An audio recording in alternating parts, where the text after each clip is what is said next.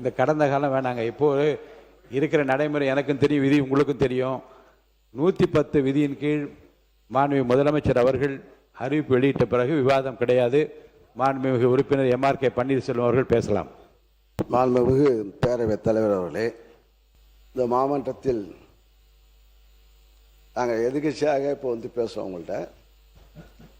கடந்த வருஷம் அங்கே உட்காந்து பட்ஜெட்டை படித்தோம். ஆக இப்போ புதிய ஆட்சி புதிய அமைச்சரை இங்கே பட்ஜெட் வேளாண் பட்ஜெட்டை படித்திருக்கிறார்கள். ஆனால் நான் படித்த புதுசாக மாற்றம்னு சொன்னாங்களே, மாற்றம் புதுசாக பட்ஜெட்டில் வரும், விவசாயிகளுக்கெல்லாம் வாழ்வு வரும். இன்னும் சொல்ல போனால் முதலமைச்சர் வேற சொல்லுகிறார். நாங்கள் தஞ்சையில் பேசியிருக்கார் தேர்தலுக்கு முன்பாக. நான் அடுத்த ஜென்மம் ஒன்று வந்தால் நான் விவசாய குடும்பத்திலே பிறக்க வேண்டும் என்று அவர் அறிக்கை பேசினார்கள். இப்போ முதலமைச்சராக இப்போ இந்த தேர்தலில் அப்போ பேசும்போது ஒரு 5-6 மாதத்துக்கு முன்பு பேசும்போது எதிர்பார்த்திருக்க மாட்டார். இப்போ ஆட்சியினுடைய ஆட்சி தலைவராக முதலமைச்சராக பொறுப்பேற்று வேளாண் பட்ஜெட் இப்போ இதுக்கு இங்கே எங்களுடைய தலைவர் மு.க. ஸ்டாலின் அவர்கள் கொண்டு வந்த திட்டம் வேளாண் பட்ஜெட் 5 ஆண்டு காலமாக நாங்கள் இந்த தாக்கல் செய்திருவோம். ஆக இது தொடருமா தொடராதா என்ற சந்தேகத்தில் இருக்கும்போது அவர் தொடரும் என்று அறிவித்திருக்கின்றார்கள். ஆக அறிவிப்பும் புதிய அறிவிப்பு மாற்றம் என்று சொல்லி மாற்றம் தருவோம் என்று நீங்கள் சொல்லி வந்திருக்கின்றீர்கள். ஆனால் வேளாண் பட்ஜெட்டில் மாற்றம் இருக்குமா என்று ஆவலாக படித்து பார்க்கும்போது பார்த்தா மாற்றத்தையே காணும் என்ப ஏமாற்றம் தான் அதிகமாக இருக்கிறது என்பதை நான் இங்கே அமைச்சருக்கும் முதலமைச்சருக்கும் தெரிவித்துக் கொள்கின்றேன். இப்போது இந்த பட்ஜெட்டில் பேசுவதற்கு நான் இங்கே 7வது முறையாக இங்கே சட்டமன்றத்தில் கலந்து கொண்டு பேசுவதற்கு வாய்ப்பை தந்த எங்களுடைய தலைவர் முன்னாள் முதலமைச்சர் அண்ணன் தளபதி ஸ்டாலின் அவர்களுக்கு நான் நன்றியை தெரிவித்துக் கொள்கிறேன். அதே போல் எங்களையெல்லாம் ஆளாக்கி கலைஞர் அவர்கள் எங்களெல்லாம் முதலாக 96இல் என்னை இந்த மன்றத்திலே வெற்றி பெற வைத்து அமைச்சராக்கினார்கள். அவர் காலத்திலே கொள்கை இன்னும் சொல்லப்போனால் முதலமைச்சரோட அன்றைக்கி ஒரு வார்த்தை சொன்னார். எங்களுக்கெல்லாம் வருத்தம், அரசியல் கட்சி நீங்களாம் பேப்பரை படிக்கலையா? ஆக இது பேசிய இயக்கம், இது திராவிட இயக்கங்கள் பேசிய இயக்கம். பேசி கொள்கையை பேசி அங்கே ஆட்சியை பிடித்தவர்கள், மக்களுடைய மனதை தொட்டவர்கள், மக்கள் மனதிலிருந்து நாங்கள் வந்தவர்கள். அத்தகைய உணர்வுள்ளவர்கள் இங்கே திராவிட இயக்கத்தை சார்ந்த நாங்களாம் தான். சரி, அதிமுக இப்போ இங்கே நாங்களும் முறை சொல்லி இன்னும் சொல்ல போனால் காலையில் இங்கே நாங்களாம் அமைச்சராக இருக்கும்போது இப்பயும் சரி, கலைஞராக இருக்கும்போது சரி, மு.க. ஸ்டாலின் இருந்தப்போ எங்களுக்கெல்லாம் மந்திரிக்கெல்லாம் ஒரு பதப்பதப்பு இருக்கும். காலையிலே 5-6 மணிக்கெல்லாம் போகணும். காலையில் 6 மணிக்கு 7 மணிக்கெல்லாம் 8 மணிக்கு வந்தால் தான் தாண்டினாதான் எங்களுக்கு நிம்மதியாக இருக்கும். ஏன்னா பேப்பரில் காலையிட்டு கலைஞராலும் சரி, எங்களுடைய முதலமைச்சர் அந்த இங்கே முதல்வராக இருந்தாலும் சரி, அவரை செய்தித்தாளை பார்த்துவிட்டு, தொலைக்காட்சியை பார்த்துவிட்டு, அந்தந்த துறையினுடைய அதிகாரிகளுக்கு நேரடியாக அவர் எங்களுடைய இங்கே முதல்வராக இருந்த அண்ணன் தளபதி அவர்கள் பேசுவார்கள்.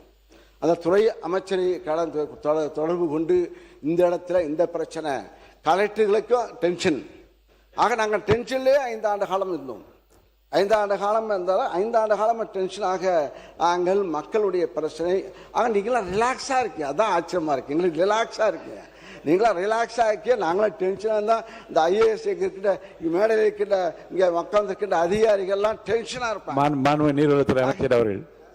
மாண்புமிகு பேரவைத் தலைவர்களே, உறுப்பினர் சொன்னார், இன்னைக்கு காலையில் நேற்று நைட்டும் சரி, இன்னைக்கு காலையிலையும் சரி, முதலமைச்சர் மாண்புமிகு முதலமைச்சர் இன்னைக்கு ஒரு சின்ன வாய்க்கா பிரச்சனை கூட ஃபோனு அடித்து அதை உடனே சரி செஞ்சாச்சான்னு கேட்கக்கூடிய ஒரு முதலமைச்சராக தான் இருக்கிறார்.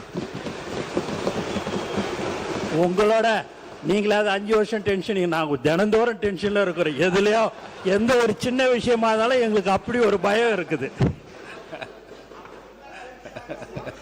மாண்புமிகு அமைச்சர் பிஸியாக தான் இருக்கார். அவர் பிஸியாக இருக்கார்.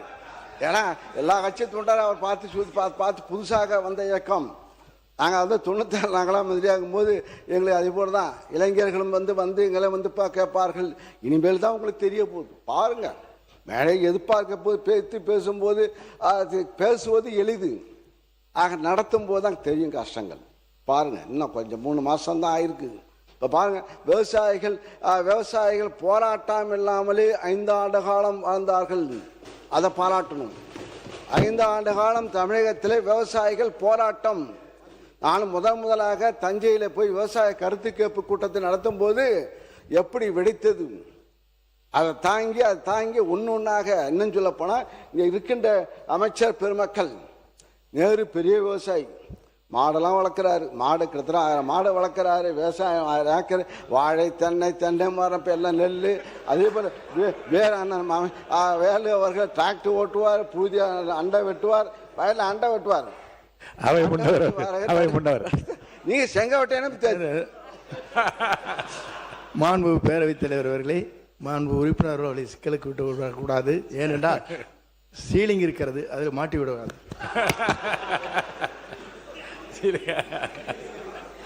ஆயிரக்கணக்கான ஆன்சரிங் அப்ப இருந்தது. இப்ப செங்கோட்டையனுக்கு எவ்வளவுக்கு கணக்கு பார்த்தா தெரியும். அமைச்சர் செங்கோட்டை அவரு தென்னை விவசாயி. அவர் போன சட்டத்துறை அமைச்சர் பேரவைத் தலைவர் அவர்களே, மாண்புமிகு உறுப்பினர் வந்து போற போக்கில் அப்படியே நகைச்சுவையோட சிரிச்சுக்கிட்டே போராட்டங்கள் இல்லாத ஒரு ஆட்சின்னு சொன்னாரு. போன ஆட்சியில விவசாயிகள் போராட்டம் பண்ணி அவங்க மேல குண்டாஸ் போட்ட அரசு போன அரசு. எத்தனை பேர் குண்டாஸ் போட்டு அவங்க எவ்வளவு கஷ்டப்பட்டாங்கன்னு தெரியும். விவசாயிகள் போராட்டம் கடுமையாக அடக்கப்பட்டது, எல்லா இடத்துலையும் அடக்கப்பட்டது. அவ்வளவு வழக்குகள் இன்னும் நிலுவையில் இருக்குது. அவ்வளவு பேரும் நிலுவையில் உள்ள வழக்குகளை வாபஸ் பெற சொல்லி போன வாரம் தான் விவசாயிகள் சார்பாக பெரிய கோரிக்கையும் வைக்கப்பட்டது. ஸோ அதை இங்கே குறிப்பிட விரும்புகிறேன். நன்றி. உறுப்பினர் நீங்க பேசலாம். மாண்புமிகு பேரவைத் தலைவர்களே, அவர் எந்த போராட்டம் தெரியாமல் பேசுறாரு. அது திருவண்ணாமலை சிப்காட்டில் எடுக்கும்போது நடந்த போராட்டம், அதை பற்றி அவர் பேசுகிறார்.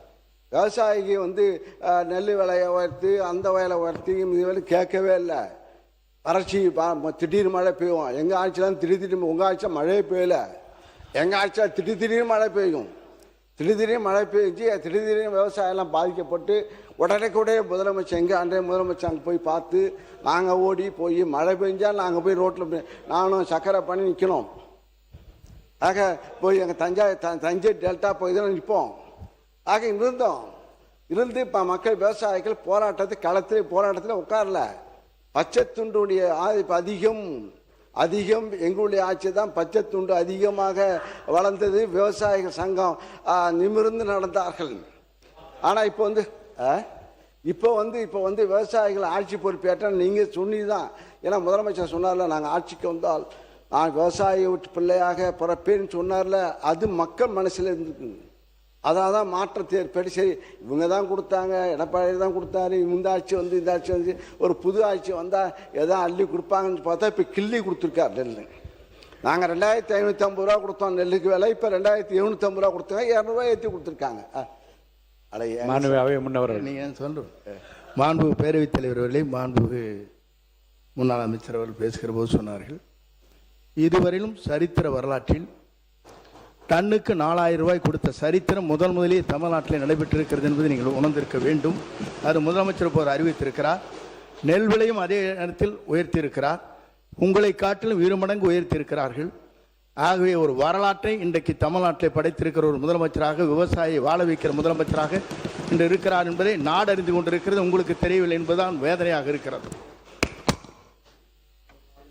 பேரவைத் தலைவரே, நாங்கள் இப்போ நாங்களும் கடந்த இதே இடத்துல தான் உட்காந்து சொன்னேன். நாங்கள் கரும்பு விலை அறிவித்து விட்டு அடுத்த பட்ஜெட்டில் நாங்கள் கரும்புக்கு டன்னுக்கு 4000 ரூபா கொடுப்போம்னு இதே இடத்துல இருந்து அமர்ந்து தான் நான் சொன்னேன். இடைக்கால பட்ஜெட்டு தயாரிக்கும் போது அவர் செங்கோட்டை அப்போ இல்லை நினைக்கிறேன், அப்போ ரிசைமெண்ட்டார் எம்எல்ஏ நினைக்கிறேன், அப்போ ரிசைமெண்ட்டார். அப்போ அவர் இல்லை 4000 ரூபா கொடுப்போம்னு சொல்லி அந்த இடத்துல உட்காந்து அறிவித்தேன். நாங்கள் அதே போல் நெல் விலையை நாங்கள் 2550 ரூபா கொடுத்தோம். 3500 ரூபா இப்போ கரும்பு விலையை உயர்த்தி கொடுத்தோம். நீங்கள் என்ன சொன்னீங்க? 4500 ரூபா சொன்னீங்க. கரும்பு விலையை நாங்கள் ஆட்சிக்கு வந்தால் 4500 ரூபா கொடுப்போம்னு சொன்னீங்க. நெல் விலையை 3500 ரூபா கொடுப்பேன்னு சொல்லியிருக்கேன். அதான் சொன்னேன். இப்போ கிள்ளி கொடுப்பேன்னு சொல்லி 3 மாசத்துல கொடுத்துருங்க, போக போக கொடுப்பீங்க நம்பிக்கை இருக்கா தெரியல. ஏன்னா இப்போ நீ சொல்லிட்டா, முதலமைச்சர் சொல்லிட்டா நிதிநிலை மாண்புமிகு வேளாண்மை துறை அமைச்சர்.